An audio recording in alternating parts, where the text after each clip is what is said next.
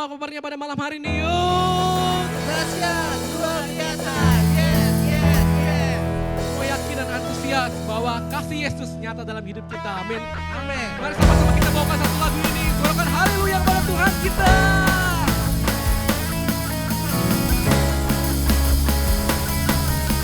Sama-sama kita katakan.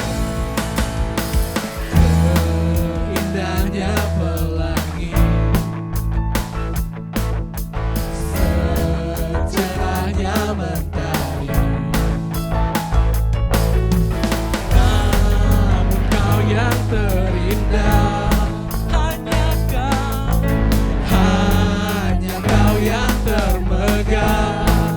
Walau badai Walau badai menghadang dan bumi pun bergoncang, namun kau setia. namun kau kan setia Jagaku menjagaku selamanya. sungguh nyata kasih-Mu Di sepanjang hidupku, dengan darah-Mu kau tebus dosaku. Sungguh nyata kasih-Mu di sepanjang hidupku, segenap hatiku hanyalah untuk-Mu.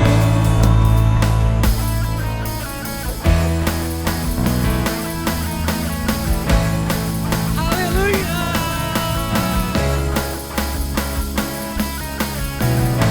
Walau badai menghadang, walau badai menghadang dan bumi dan bumi pun bergoncang, namun kau yang setia menjagaku selamanya.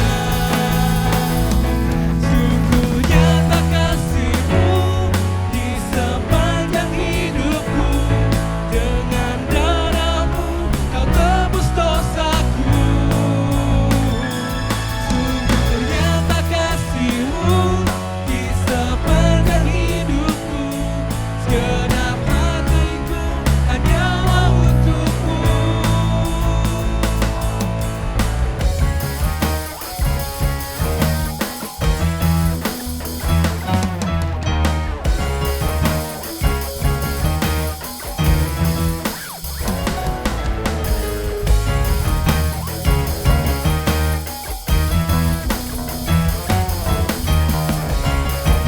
Sama-sama kita katakan sungguh nyata. sungguh nyata kasih-Mu di sepanjang hidupku, Dengan darah-Mu kau tebus dosaku. sungguh nyata kasih-Mu di sepanjang hidupku, Segenap hatiku hanyalah untuk-Mu.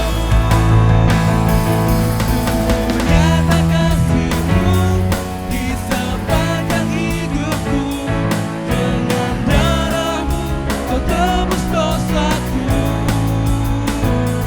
sungguh nyata kasih-Mu di sepanjang hidupku, Segenap hatiku hanyalah untuk-Mu.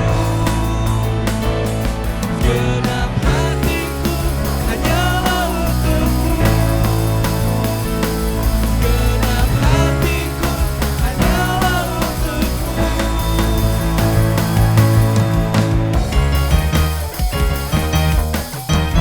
Haleluya, suarakan haleluya pada Tuhan kita. Haleluya Tuhan, benar sungguh nyata kasih-Mu Tuhan. Haleluya, terima kasih Tuhan, sungguh nyata kasih-Mu dalam hidup kami Tuhan. Dan karena kasih-Mu Tuhan yang sangat nyata Tuhan, kami ingin melekat di hati-Mu. Kami ingin berjalan bersama-sama-Mu, kami ingin lebih intim. Yes Tuhan. Kami ingin datang kepadamu Tuhan, haleluya. Biarlah kasih-Mu datang Tuhan, dimanapun kami berada, karena kami yakin Tuhan bahwa firman-Mu berkata, 2-3 orang berkumpul maka hadirat-Mu akan datang. Terima kasih Tuhan, kami ingin mari saya undang beberapa menit ke depan kita sama-sama menyembah Tuhan. Kita bawakan lagu ini dengan pelan. Haleluya. Kasih. Sama-sama kita katakan mulai dari awal.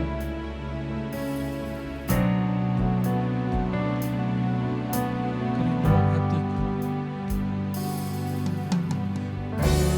Kerinduan hatiku tinggal dalam rumahmu.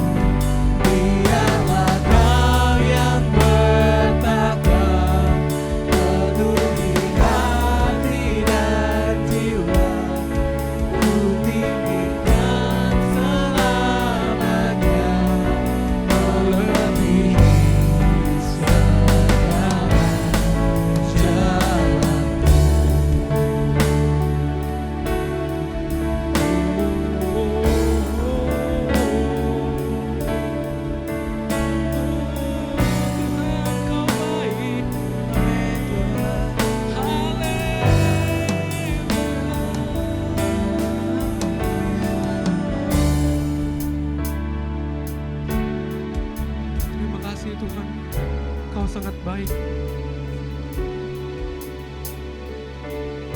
Kau yang sangat berharga Tuhan dalam hidup kami Tuhan.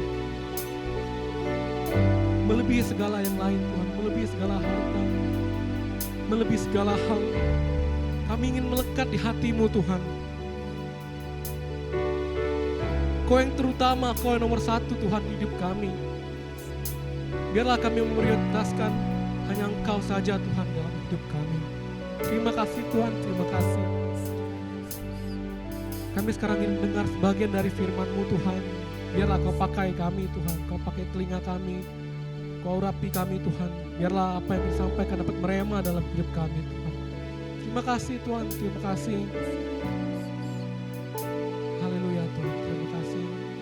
Mari sama-sama kita yang percaya, kita yang antusias mendengarkan firman Tuhan, sama-sama kita katakan amin. Haleluya.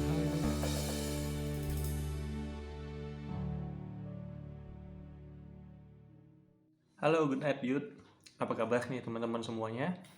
Nggak terasa minggu ini kita udah memasuki bulan Desember. Nah, biasanya kalau bulan Desember ini identik dengan kita merayakan Natal ya teman-teman. Nah, biasanya kalau bulan Desember ini mulai nih di gereja itu dipasang dekorasi pohon Natal. Ada yang di rumah-rumah juga pasang pohon Natal ya. Kita sama-sama ngerayain Natal itu sebagai hari kelahiran Tuhan kita Yesus Kristus. Nah, biasanya kalau Natal ya teman-teman identik dengan kado. Nah, jadi kalau Natal itu biasanya kita terima kado nih.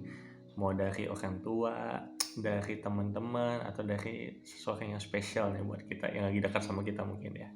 Nah, teman-teman, di Natal kali ini ada juga seseorang yang sangat mengasihi kita, yang udah mempersiapkan kado yang terbaik buat kita. Siapa itu orangnya teman-teman? Ya, benar sekali. Orang itu adalah Yesus Kristus, Tuhan kita. Nah, teman-teman, di hari Natal ini, di momen Natal ini, Tuhan Yesus sudah mempersiapkan beberapa kado, present, persembahan atau pemberian nih buat kita semuanya. Nah, teman-teman mau tahu apa aja itu? Nah, kita lihat satu-satu ya. Nah, teman-teman, kado pertama yang Tuhan siapkan, Tuhan sediakan buat setiap kita adalah penerimaan. Sama-sama katakan dengan saya, penerimaan. Kita kan baca sama-sama dalam Roma pasal yang ke-5 ayat yang ke-8, teman-teman. Saya akan bacakan buat teman-teman. Akan tetapi Allah menunjukkan kasih-Nya kepada kita oleh karena Kristus telah mati untuk kita ketika kita masih berdosa. Nah, teman-teman, penerimaan dari Tuhan itu adalah penerimaan yang tanpa syarat. Firman Tuhan tadi berkata, ketika kita masih berdosa, bahkan Allah sudah menerima kita. Jadi teman-teman, penerimaan dari Tuhan itu bukan karena kita sudah berbuat baik, bukan karena kita sudah melakukan sesuatu untuk Tuhan, bukan karena kita pantas untuk menerimanya. Tetapi firman Tuhan berkata, bahkan ketika kita masih berdosa, ketika kita sebenarnya tidak pantas untuk menerimanya, tetapi Tuhan memberikan kita hadiah, kado, penerimaan tanpa syarat, teman-teman. Penerimaan dari Tuhan ini tidak harus ketika engkau berbuat baik, tidak harus ketika engkau mempunyai prestasi di sekolah atau di kampus atau di pekerjaanmu. Enggak, teman-teman. Penerimaan dari Tuhan murni hanya karena Tuhan memang ingin menerima kita sebagai anak-anaknya. Tuhan ingin menerima kita sebagai ciptaannya yang kudus. Nah, teman-teman, Tuhan itu menerima kita, menerima diri kita supaya kita juga bisa menerima diri kita sendiri. Maksudnya gimana? Nah, gini teman-teman. Seringkali kita ini nggak bisa atau belum bisa menerima diri kita sendiri. Kadang-kadang kita merasa diri kita ini nggak sempurna secara fisik. Ada yang menganggap dirinya ini terlalu jelek mungkin, atau mungkin warna kulitnya juga dia nggak bisa terima, terlalu hitam atau terlalu sipit ya, atau terlalu macam-macam ya teman-teman. Jadi banyak dari kita itu belum bisa menerima keadaan diri kita sendiri. Ada yang mungkin merasa terlalu pendek, ada yang merasa terlalu kurus, ada yang merasa terlalu gemuk. Nah, teman-teman, Tuhan Yesus menerima kita apa adanya supaya kita juga bisa menerima diri kita sendiri. Karena firman Tuhan berkata seperti ini, ketika Tuhan menciptakan kita, Tuhan berkata seperti, marilah kita menciptakan manusia menurut gambar dan rupa kita sendiri. Jadi kita diciptakan menurut gambar dan rupa Allah. Tidak ada ciptaan yang Tuhan yang terlalu kurus, terlalu gemuk, terlalu tinggi, terlalu pendek, atau terlalu putih, atau terlalu hitam. Tuhan menciptakan kita masing-masing dengan keunikan kita untuk tujuan yang mulia, teman-teman. Jadi nggak ada kesalahan dalam penciptaan diri kita. Ini harus kita sadari, teman-teman.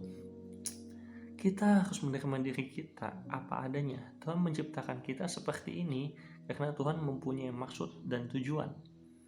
Nggak ada yang maksudnya nggak ada yang ciptaan Tuhan tuh yang gagal. Nggak ada di antara kita yang diciptakan Tuhan itu asal-asalan. Nggak. Kita semuanya adalah ciptaan Tuhan yang mulia, diciptakan seturut gambar dan rupanya Tuhan. Nah, jadi teman-teman, Tuhan Yesus menerima diri kita supaya kita juga bisa melakukan hal yang sama terhadap diri kita sendiri.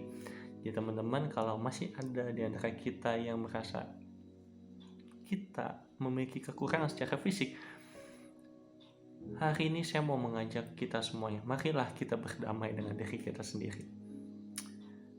Ada kisah yang menarik ketika Nabi Samuel hendak mencari raja untuk Israel. Jadi dia pergi ke keluarganya Isai. Nah, Isai ini memiliki banyak anak ya. Jadi ketika Samuel hendak memilih raja, dipanggillah anak-anak Isai ini. Ketika anak-anak Isai dipanggil, yang pertama ada yang kelihatan gagah, ada yang kelihatan rupawan, ada yang kelihatan pandai sekali. Tetapi Tuhan berkata, bukan itu yang Tuhan kehendaki. Firman Tuhan mencatat seperti ini. Manusia melihat apa yang kelihatan, tetapi Tuhan melihat hati. Nah, teman-teman, akhirnya Tuhan memilih Daud, anak Isai yang paling bungsu, anak Isai yang paling tidak diperhitungkan. Tetapi kembali lagi Tuhan melihat hati. Tuhan gak melihat apa yang kelihatan, Tuhan gak melihat tampilan luar, Tuhan gak melihat fisik, tetapi Tuhan melihat hati. Tuhan melihat hati Daud, hati yang mau dibentuk, hati yang mau taat terhadap Tuhan. Nah teman-teman, hal yang sama juga dikatakan Tuhan pada malam hari ini buat setiap kita. Tuhan gak melihat apa yang kelihatan dari luar, apa yang dipandang dunia. Bukan seperti itu cara Tuhan menilai, tetapi Tuhan melihat hati. Jadi teman-teman, kalau Tuhan sendiri udah menerima diri kita apa adanya ketika kita masih berdosa, maka biarkan kita juga bisa melakukan hal yang sama. Kita juga bisa berdamai dengan diri kita sendiri. Kita bisa menerima diri kita dengan segala sesuatu yang sudah Tuhan bentuk, Tuhan rancangkan dalam kehidupan kita. Dan biar kiranya Tuhan melihat hati kita, hati yang mau taat, hati yang mau dibentuk, hati yang selalu tertuju kepada Tuhan Yesus Kristus. Nah teman-teman, setelah hadiah atau kado yang pertama yaitu penerimaan, Tuhan menyiapkan juga kado yang kedua, yaitu penebusan. Nah teman-teman, penebusan ini lebih dari sekedar pengampunan. Jadi kalau Tuhan menebus itu artinya Tuhan hendak menjadikan kita sebagai miliknya kembali. Kita yang tadinya tergadai karena dosa. Nah Tuhan hendak menebus kita kembali supaya kita menjadi milik kepunyaannya kembali. Seperti apa yang Tuhan rencanakan sejak semula. Yesaya pasal yang ke-53 ayat ke-5 berkata seperti ini. Tetapi ganjaran yang menimbulkan keselamatan bagi kita itu ditimpakan kepadanya, kepada Tuhan kita Yesus Kristus.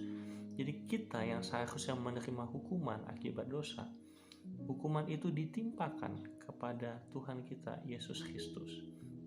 Nah, oleh karena penebusan Yesus Kristus ini di kayu salib, kita dapat beroleh hidup kembali, kita dapat beroleh selamat, kita dapat memperoleh kehidupan yang dijanjikan oleh Tuhan. teman-teman, tadinya seharusnya kita binasa karena dosa.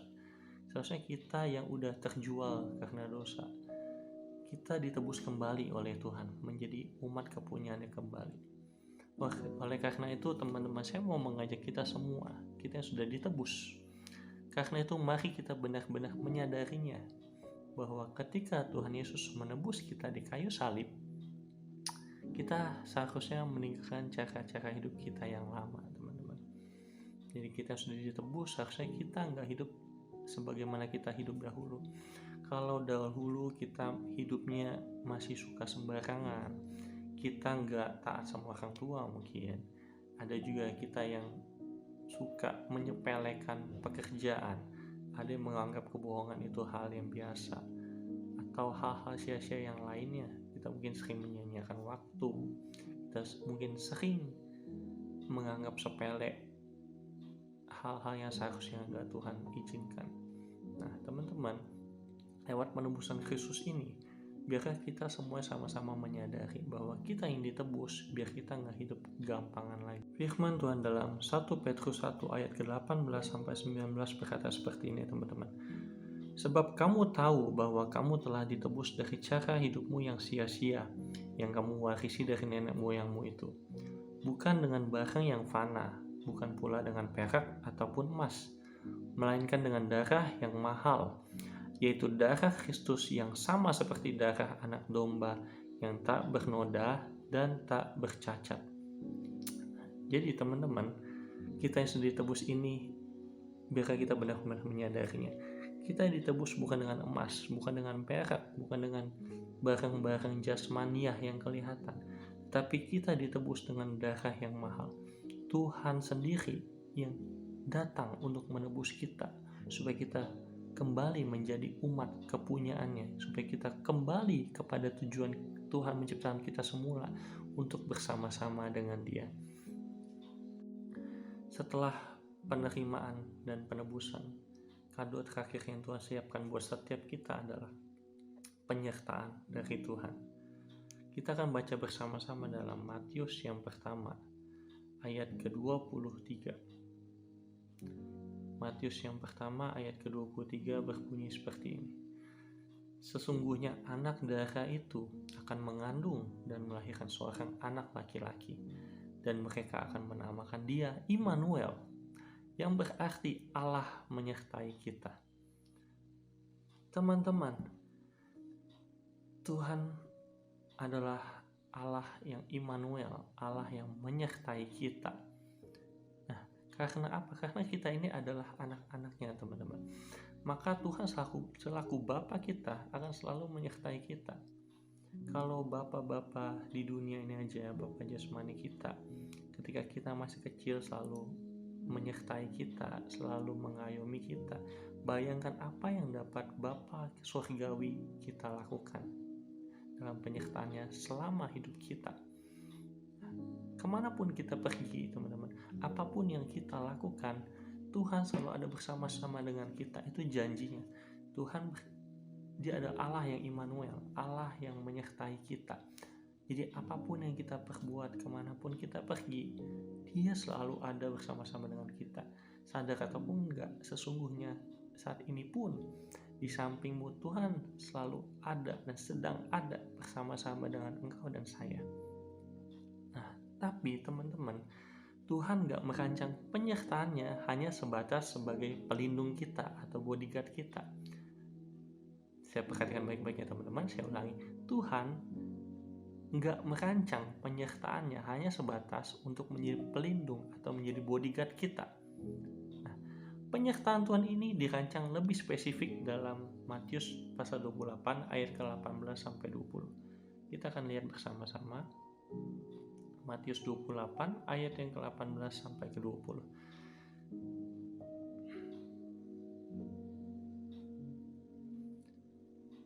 Yesus berkata kepada murid-muridnya, "Kepadaku telah diberikan segala kuasa di surga dan di bumi. Karena itu pergilah, jadikanlah semua bangsa muridku, dan baptislah mereka dalam nama Bapa dan Anak dan Roh Kudus. Dan ajarkan mereka melakukan segala sesuatu yang telah kuperintahkan kepadamu. Dan ketahuilah, aku menyertai kamu. Sekali lagi, dan ketahuilah, aku menyertai kamu senantiasa sampai kepada akhir zaman. Nah, jadi teman-teman, penyertaan Tuhan ini dirancang secara lebih spesifik di saat kita pergi menjadikan bangsa-bangsa muridnya. Sekali saya akan membacakannya. Karena itu pergilah, jadikanlah semua bangsa muridku, murid Tuhan, dan baptislah mereka dalam nama Bapa dan Anak dan Roh Kudus. Jadi penyertaan Tuhan dirancang secara lebih spesifik ketika kita pergi untuk menjadi saksi-saksinya Tuhan. Ketika kita bersaksi, ketika kita pergi, ketika kita memuridkan, ketika kita mendoakan orang lain, maka disitulah penyertaan Tuhan akan lebih nyata dalam kehidupan kita. Bukan berarti dalam kehidupan kita sehari-hari Tuhan gak menyertai kita. No, Tuhan tetap menyertai kita. Tapi penyertaan Tuhan ini dirancang secara lebih spesifik ketika kita melakukan kehendaknya, ketika kita melakukan misi Kristus di dunia ini. Misi Tuhan tadi apa? Jadikanlah semua bangsa muridku, baptislah mereka dalam nama Anak dan Bapa dan Roh Kudus, dan ajarlah mereka melakukan segala sesuatu yang telah kuperintahkan kepadamu. Maka di kalimat terakhir Tuhan berkata, dan ketahuilah aku menyertai engkau sampai akhir zaman. Jadi teman-teman, kalau engkau ingin merasakan penyertaan Tuhan lebih lagi, pergilah, lihatlah keluar ke sekelilingmu dan jalankanlah misi Tuhan di dunia ini. Lakukanlah dan engkau akan melihat penyertaan Tuhan lebih nyata dalam kehidupanmu. Nah, jadi teman-teman, ada 3 kado yang Tuhan persiapkan di momen Natal tahun ini. Yang pertama adalah penerimaan yang tanpa syarat, penerimaan yang Tuhan sudah berikan kepada kita bahkan ketika kita masih nggak layak, bahkan ketika kita masih berdosa. Nah, oleh karena itu, biarlah kita juga bisa menerima diri kita sendiri seperti Tuhan menerima kita apa adanya. Biarlah kita juga bisa menerima diri kita sendiri, biarlah kita bisa berdamai dengan diri kita sendiri. Yang kedua, kado yang Tuhan persiapkan adalah penebusan. Penebusan ini sangat penting teman-teman, karena tanpa penebusan ini kita nggak akan bisa hidup kudus, dan tanpa hidup kudus nggak seorang pun dapat melihat Tuhan. Nah teman-teman, lewat penebusan ini Tuhan hendak menjadikan kita kembali menjadi umatnya, hendak menjadikan kita kembali menjadi miliknya, milik kepunyaannya, sama seperti apa yang sudah Tuhan rancangkan sejak Dia menciptakan Adam dan Hawa dahulu. Dia hendak menjadikan kita milik kepunyaan sendiri. Kita yang tadi sudah terjual oleh karena dosa, kita sudah tergadai oleh karena dosa, Tuhan hendak menebus kita kembali lewat karya salib Tuhan kita Yesus Kristus. Di momen Natal ini Tuhan Yesus sudah datang 2000 tahun yang lalu sebagai manusia ke dunia ini untuk menjalankan karya penebusan ini. Nah, yang ketiga adalah Tuhan akan selalu menyertai kita. Kado yang ketiga adalah penyertaan Tuhan dalam kehidupan kita. Penyertaan Tuhan teman-teman gak cuma ketika kita belajar, gak cuma ketika kita bekerja, gak cuma ketika kita menjalankan kehidupan kita sendiri, tapi biar penyertaan Tuhan dapat lebih nyata kita rasakan ketika kita menjalankan misi Kristus di dunia ini. Yaitu apa teman-teman? Kita pergi menjadikan semua bangsa muridnya, kita pergi bersaksi, kita pergi memberitakan Injil, kita pergi memberitakan kabar gembira tentang keselamatan, kita pergi mendoakan teman-teman orang-orang yang sakit, kita pergi untuk menyatakan atau memberi kesaksian tentang kasih Kristus dalam kehidupan kita. Nah, ketika itulah penyertaan Tuhan akan semakin nyata dalam kehidupan kita. Janji Tuhan, aku akan menyertai kamu sekalian sampai akhir zaman. Jadi teman-teman, di momen Natal ini sebenarnya hadiah terbesar yang sudah Tuhan Yesus siapkan buat setiap kita adalah dirinya sendiri. Karena di dalam Kristus itu ada penerimaan. Di dalam Kristus Yesus ada penebusan. Dan di dalam Kristus Yesus ada penyertaannya buat setiap kita. Di dalam Kristus Yesus ada segala sesuatu yang kita butuhkan dalam kehidupan kita, teman-teman. Jadi teman-teman, milikilah Kristus itu dan segala sesuatunya sudah Tuhan sediakan, harus Tuhan siapkan untuk Anda dan saya. Firman Tuhan berkata, tetapi jaga dahulu kerajaan Allah dan kebenarannya, maka semuanya itu akan ditambahkan kepadamu. Jadi teman-teman, di momen Natal ini biarlah kita memastikan sekali lagi pribadi kita masing-masing bahwa kita sudah memiliki Kristus di dalam hati kita, di dalam kehidupan kita. Karena sekali lagi di dalam Dialah ada penerimaan, di dalam Dia ada penebusan, dan di dalam Dia ada penyertaan. Terima kasih teman-teman buat malam hari ini. Mari kita berdoa bersama-sama. Tuhan Yesus, malam hari ini dan di momen Natal ini biarlah kami menerima kado yang udah Tuhan persiapkan sendiri. Kami menerima penerimaan yang tanpa syarat. Kami menerima penebusan supaya kami kembali menjadi milik Tuhan. Dan kami menerima penyertaan dari Engkau supaya kami boleh menjalankan misi Kristus di muka bumi ini. Penyertaan yang tak berkesudahan sampai akhir zaman. Dan biarlah kami menerima Engkau pribadi, Tuhan Yesus. Engkau sendiri biarlah tetap hidup dalam kehidupan kami, karena di dalam Engkaulah kami boleh beroleh segala sesuatu.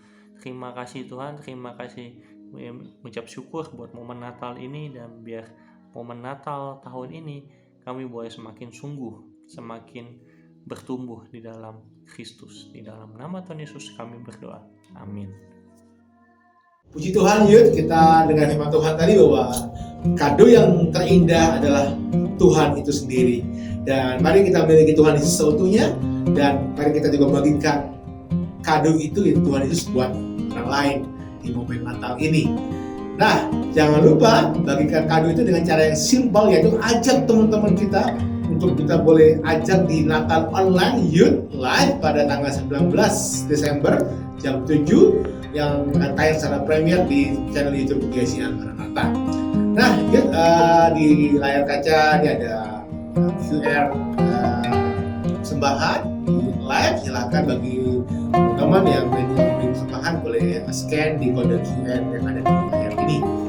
Nah, dan pengumuman berikutnya, jangan lupa setelah ini kita tetap ada komsel via Zoom, dan pastikan kita semangat, antusias, kita dimuridkan, kita boleh berkomunitas dalam konser online via Zoom sesaat lagi.